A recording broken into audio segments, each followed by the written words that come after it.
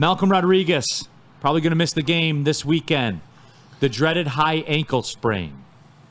Take me through this. I always hear about it. Give me the specifics on this. Specifics, we don't want to get that detailed. But basically, a high ankle sprain, if we can see my ankle. So it's basically from the bone, those two bones on either side, the malleolus, those are the low ankle sprains. When you start going up the tibia, up the bones in the leg, then you're more worried because that means more was involved. So when they say high ankle sprain, it's by definition, it's higher up as opposed to like I rolled my ankle or something like that. Like, classic roll my ankle is considered a regular ankle sprain versus coming up the bone, the tibiofibula. There's tendons and there's everything else there, the muscle and all that. But when you're talking about the ankle sprain, you're mostly talking about ligaments and things like that. So things like that, I'm going to say it 100 times here. Yeah, all right. My technical term. But it's just, for some reason, it's longer to recover and it's harder to brace. You can brace it. They always just drop them 1 week, or I think it's 1 week at this moment, and we'll decide about next week. Well, because DMAC, we were talking about it earlier, and DMAC told me he's like, you'd rather break it depending on how bad, In hockey, you would. Like, then blow out your ligament, like if it's tendons and stuff like that. No, I mean, if you have a high-grade high ankle sprain, it's a nagging, ongoing thing, as opposed to like a fracture. We're like, okay, we put the two pieces back together and we're okay. But a high ankle sprain, I mean, I'd put it like against an Achilles or an ACL.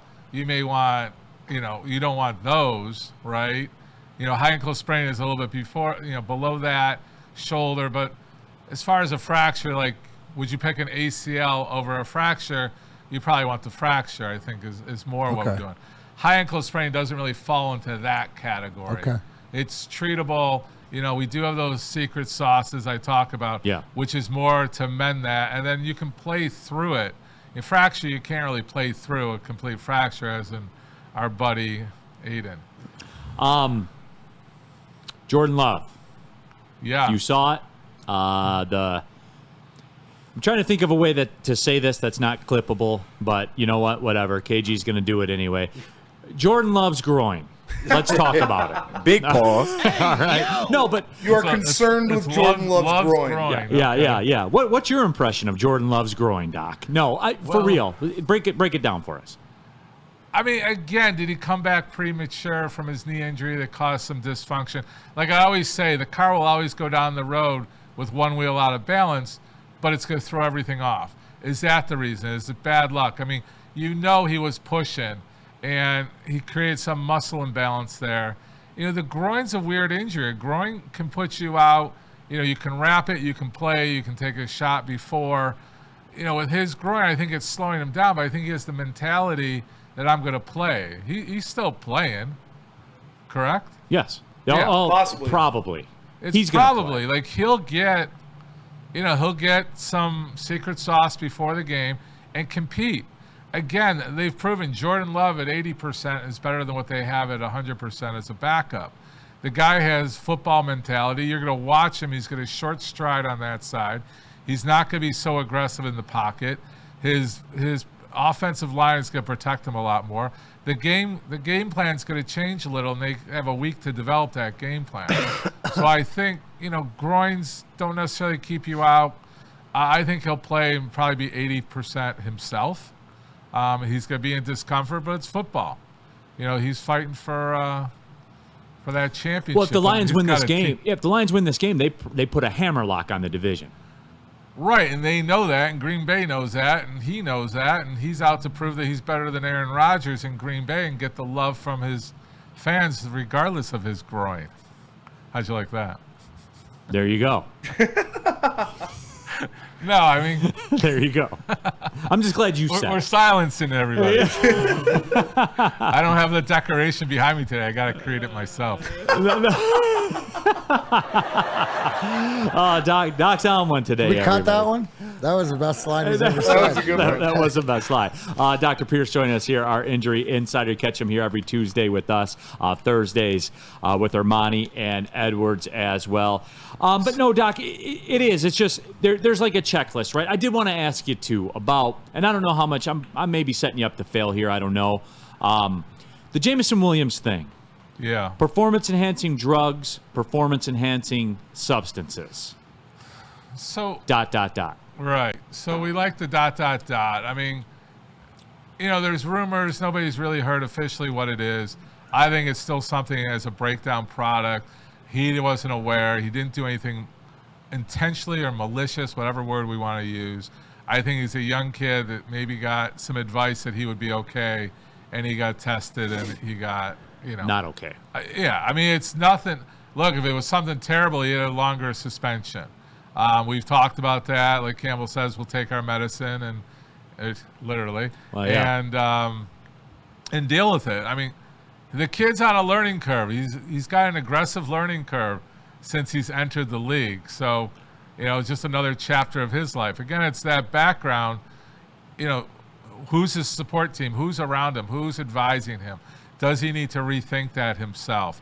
I think the Lions need to pay a little closer attention because he's a player. I mean, he's a difference maker, and to keep him healthy, and hopefully, we keep saying this, that he's going to be better tomorrow than he is today. So he'll learn from it. He'll be more dedicated. I think he comes back with a chip on his shoulder, something to prove. He's not going to, turtle or crawl away and hide from it. No chat. We're not talking about, quote, the way things hang or anything like that. All right. I'm telling you, it was just a rhino pill or something. The night bullet. Looking for true experience. The honey pack. This is noon, not 12 a.m., right? Yeah. This is 12 p.m. Freddie's doing a preview for the heavyweights. I can't blame the guy. I mean, now, hey, about the golf out there, golf event.